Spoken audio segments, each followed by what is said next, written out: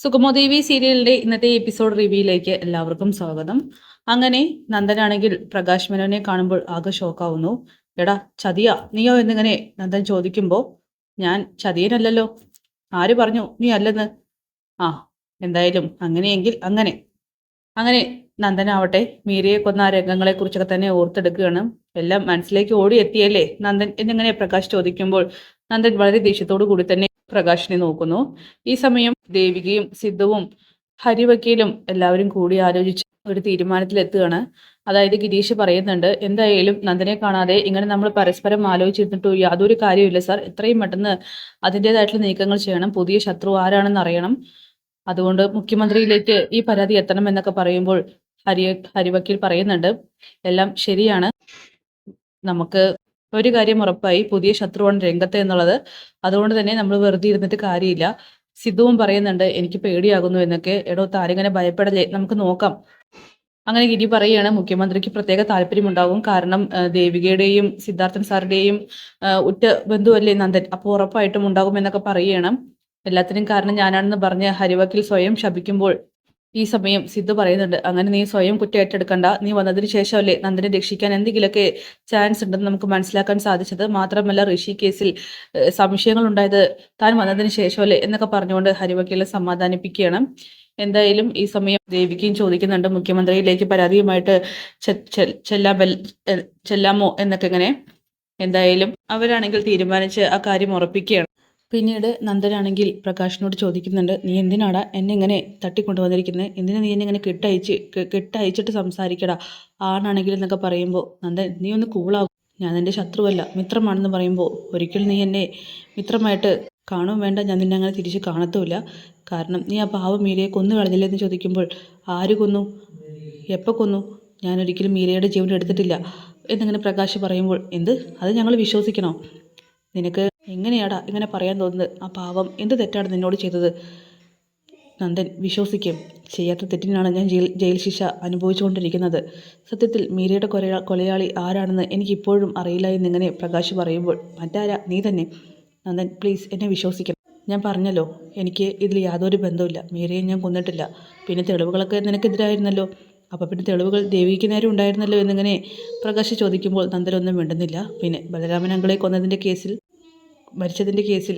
സിദ്ധു അങ്കിളും ജയിലിൽ കടന്നതല്ലേ, അപ്പോൾ തെളിവുകൾ ആർക്ക് വേണമെങ്കിലും ആരുടെ നേരെയും ഉണ്ടാക്കാൻ നന്ദ, പക്ഷേ യഥാർത്ഥ സത്യം നമുക്കാർക്കും മറച്ചു വയ്ക്കാനായിട്ട് കഴിയില്ലല്ലോ, ഞാനിപ്പോൾ പരോളിൽ ഇറങ്ങിയിരിക്കുകയാണ്, എനിക്ക് യഥാർത്ഥ കൊലയാളിയെ കണ്ടെത്തണം, അതെന്തായാലും ഞാൻ കണ്ടെത്തും, പരോൾ കഴിഞ്ഞാൽ ഞാൻ ജയിലിലേക്ക് പോകുന്നതിന് മുമ്പായി തന്നെ, നീ പറയുന്നതൊന്നും എനിക്ക് വിശ്വസിക്കാൻ കഴിയുന്നില്ല, പിന്നെ നീ എന്തിനാ കുറ്റസമ്മതം നടത്തിയത്, അത് എനിക്ക് തോന്നി പലരും പ്രതിയാകുന്നതിനേക്കാൾ നല്ലത് ഒരൊറ്റ ആൾ പ്രതിയാകുന്നതല്ലേ എന്ന്, പിന്നെ ഞാൻ നിന്നെ തട്ടിക്കൊണ്ടതിൻ്റെ കാരണം ഒരു കാരണത്തിൽ ഞാൻ നിൻ്റെ ജീവിതം ഇങ്ങനെയൊക്കെ ആവാൻ കാരണക്കാരനാണെന്ന് തോന്നി, അതിൻ്റെ കുറ്റബോധം കൊണ്ട് മാത്രമാണ്, നിൻ്റെ ചോര ദാഹിച്ച് ഒരുപാട് പേർ പുറത്തുണ്ടെന്ന് എനിക്കറിയാം, ആര് പറഞ്ഞു, അങ്ങനെയൊന്നുമില്ല, പിന്നെന്തിനാ നന്ദൻ നീ എസ്തപ്പാൻ ചേട്ടൻ്റെ വീട്ടിൽ മറിഞ്ഞിരിക്കുന്നത്, അതിൻ്റെ കാര്യം എന്താ, നിൻ്റെ പ്രശ്നങ്ങളെല്ലാം ഞാൻ അറിഞ്ഞു നന്ദൻ, നിന്നെ ദേവികയും സിദ്ധുവാങ്കളും എല്ലാവരും ചേർന്ന് ഒളിവിൽ പാർപ്പിച്ചിരിക്കുകയാണെന്നുള്ള സത്യങ്ങളും അതിന് പുറകിലുള്ള രഹസ്യങ്ങളൊക്കെ തന്നെ എനിക്ക് നന്നായിട്ട് അറിയാം, അതുകൊണ്ടാണ് ഞാൻ നിന്റെ രക്ഷകനായിട്ട് അവതരിച്ചത്, നിന്നെ രക്ഷിക്കാനാണ് നന്ദൻ ഞാൻ കൂടെ കൂടിയിരിക്കുന്നത്, അല്ലാതെ നിന്നെ ഒരിക്കലും ഞാൻ ചതിക്കുഴിയിൽ കൊണ്ടിടാനോ അല്ലെങ്കിൽ നിന്നെ കൊല്ലാനോ അല്ലാന്നൊക്കെ പറയുമ്പോൾ, പിന്നെ എന്തിനായിരുന്നു ഈ പ്രഹസനങ്ങളൊക്കെ, അതൊക്കെ മറ്റാരും തെറ്റിദ്ധരിക്കാതിരിക്കാൻ വേണ്ടിയിട്ടാണ്, നീ പറഞ്ഞല്ലോ നിനക്കെന്നെ വിശ്വാസമില്ലെന്ന്, പക്ഷേ എനിക്ക് നിന്നെ വിശ്വാസമാണ്, ആ ഗുണ്ടകളോട് പ്രകാശ് പറയുന്നുണ്ട് ആ കെട്ടങ്ങ് അയച്ചു വിടുകയെന്ന്, അങ്ങനെ ആ ഗുണ്ടകളാണെങ്കിൽ നന്ദൻ്റെ കെട്ട് അയച്ചു വിടുകയാണ്. അങ്ങനെ പ്രകാശ് എന്ന് പറഞ്ഞുകൊണ്ട് നന്ദൻ വിളിക്കുമ്പോൾ, മതി നന്ദൻ ഈ ഒരു വിളി മതി, എന്നെ ആത്മാർത്ഥമായിട്ടൊന്ന് വിളിക്കുകയെങ്കിലും ചെയ്തല്ലോ എന്ന് പറഞ്ഞുകൊണ്ട് പ്രകാശ് ആണെങ്കിൽ ആകെ വിഷമിക്കുന്നു. നന്ദനാണെങ്കിൽ എന്താ സംഭവിക്കുന്നതെന്നൊന്നും അങ്ങോട്ട് മനസ്സിലാവുന്നില്ല. പിന്നീട് ദേവികയാവട്ടെ ഒരു യാത്രയിലാണ്. ഈ സമയം അരുന്ധതി ആണെങ്കിൽ ദേവികയുടെ ഫോണിലേക്ക് വിളിക്കുന്നുണ്ട്, എന്താ മേഡം, നീ എന്താടി നന്ദനെ കാണാതെ ഇതിൻ്റെ പിന്നിൽ എന്നെയും കൊടുക്കാനാണോ പ്ലാനിങ്, മേഡത്തിന് ഇപ്പോൾ എന്താ വേണ്ടത്, അല്ല എൻ്റെ നേരെയും അന്വേഷണം വരുന്നുണ്ട്, എനിക്ക് സംശയമുള്ള എല്ലാവരെയും ഞാനിതിൽ ഉൾപ്പെടുത്തിയിട്ടുണ്ട്, എല്ലാവരെയും ഞാൻ അന്വേഷണത്തിൽ ഉൾപ്പെടുത്താനായിട്ട് പ്രത്യേകം പറഞ്ഞിട്ടുണ്ടെന്നൊക്കെ പറയുമ്പോൾ, ഓ അപ്പോൾ ഒരു മകനെ കാണാതെ കൊന്നതിൻ്റെ വിഷമത്തിലിരിക്കുന്ന അമ്മയാണ് ഞാൻ, ആ പരിഗണന പോലും നീ എനിക്ക് തരുന്നില്ലല്ലോ എന്നൊക്കെ പറഞ്ഞുകൊണ്ട് അരുന്ധതിയാണെങ്കിൽ തിരിച്ചടിക്കുമ്പോൾ, ഞാൻ ആർക്കും ഒരു പരിഗണനയും കൊടുക്കാൻ തീരുമാനിച്ചിട്ടില്ല, എനിക്ക് എൻ്റെ ഭർത്താവിനെ വേണം, അത്ര മാത്രമേ ഞാൻ ചിന്തിക്കുന്നുള്ളൂ, പിന്നെ ആർക്കെങ്കിലൊക്കെ എന്തെങ്കിലുമൊക്കെ പരാതി ഉണ്ടെങ്കിൽ അവർ ചെന്ന് കേസ് കൊടുക്കണം, അല്ലാതെ എന്നോട് ഇങ്ങനെ സംസാരിക്കുകയല്ല വേണ്ടത്.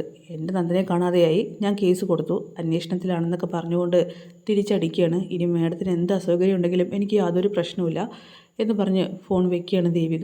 പിന്നീട് പ്രകാശാണെങ്കിൽ തൻ്റെ ആ കഥ പറഞ്ഞു തുടങ്ങുകയാണ്. താൻ ഒരിക്കലും മീരയെ കൊന്നിട്ടില്ല, നന്നായിട്ട് ജീവിക്കണമെന്ന് ഒരുപാട് ആഗ്രഹിച്ചു, പക്ഷേ എനിക്കതിന് കഴിഞ്ഞില്ല. ചെയ്യാത്ത കുറ്റത്തിന് ഞാനിപ്പോൾ ജയിലിൽ കിടക്കുന്നു. എല്ലാവരും ചേർന്ന് എന്നെ ജയിലിലാക്കി. പക്ഷേ എനിക്ക് ആരോടും ഒരു ദേഷ്യമില്ല കേട്ടോ എന്ന് പറഞ്ഞുകൊണ്ട് പ്രകാശാണെങ്കിൽ നന്ദൻ്റെ അടുത്തേക്ക് വരികയാണ്. സത്യം ഞാൻ പറയുന്നത്, മീരയെ ഞാൻ കൊന്നിട്ടില്ല.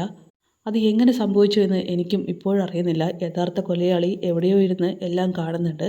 അതാരാണെന്ന് കണ്ടെത്തണം. അത് ഞാൻ കണ്ടെത്തിയിരിക്കും. കുറച്ച് ദിവസം മാത്രമേ എൻ്റെ കൈകളിലുള്ളൂ.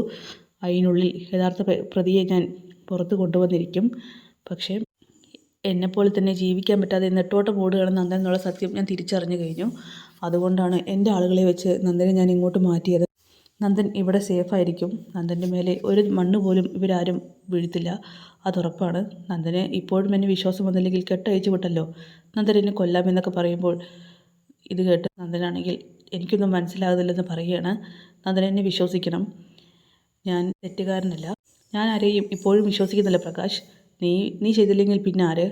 അതാണ് എൻ്റെ ചോദ്യം. ആരാണെന്ന് എനിക്കും ഒരു പിടിയും കിട്ടുന്നില്ല. പക്ഷേ 2-3 ദിവസത്തിനുള്ളിൽ ഞാൻ ആ കാര്യത്തിൽ ഒരു തീരുമാനമുണ്ടാകുമെന്നൊക്കെ പറയുമ്പോൾ എന്തായാലും എനിക്ക് എൻ്റെ വീട്ടിലേക്കൊന്ന് വിളിക്കും. ദേവികയും എല്ലാവരും എന്നെ കാണാതെ ആകെ വിഷമത്തിലായിരിക്കുമെന്ന് പറയുമ്പോൾ നന്ദൻ പ്ലീസ്, നീ ഇപ്പോൾ ഇന്ന് അടങ്ങിയിരിക്കുക. ഇപ്പോൾ നിൻ്റെ ജീവിതമാണ് നോക്കേണ്ടത്.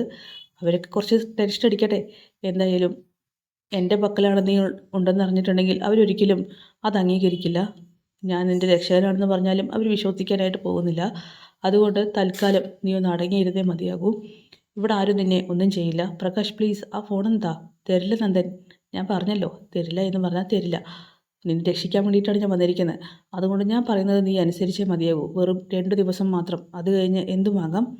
അങ്ങനെ ഗുണ്ടകളോട് പറയുന്നുണ്ട്, എന്നെ എങ്ങനെയാണോ നിങ്ങളൊക്കെ ട്രീറ്റ് ചെയ്യുന്നത് അതുപോലെ തന്നെ ആയിരിക്കണം നന്ദൻ്റെ മേലെയും നിങ്ങൾ ചെയ്യേണ്ടത്. അവനെ ഒട്ടും ദ്രോഹിക്കരുതെന്നൊക്കെ പറയുമ്പോൾ ശരിയെന്നിങ്ങനെ ഗുണ്ടകൾ ആ ഒരു കാര്യം കേൾക്കുകയാണ്. ഈ സമയം പ്രകാശാണെങ്കിൽ പോകാൻ ഒരുങ്ങുമ്പോൾ താൻ എങ്ങോട്ടാണ് പോകുന്നത്? ഞാൻ വരുന്നുണ്ട്, നീ ധൈര്യമായിട്ടിരിക്കുമെന്ന് പറഞ്ഞുകൊണ്ട് പ്രകാശ് ധൈര്യം കൊടുത്തുകൊണ്ട് അവിടെ നിന്നും പോവുകയാണ്. ഈ സമയം നന്ദനാണെങ്കിൽ എന്ത് ചെയ്യണം, പ്രകാശിനെ വിശ്വസിക്കണോ അല്ലെങ്കിൽ വേണ്ടയോ ഒന്നും അങ്ങോട്ട് മനസ്സിലാകുന്നില്ല. അപ്പോൾ അതൊക്കെ കാണിച്ചുകൊണ്ടാണ് എപ്പിസോഡ് അവസാനിക്കുന്നത്. കാത്തിരിക്കാം കിടന്ന എപ്പിസോഡ്സിനായിട്ട്. ബൈ.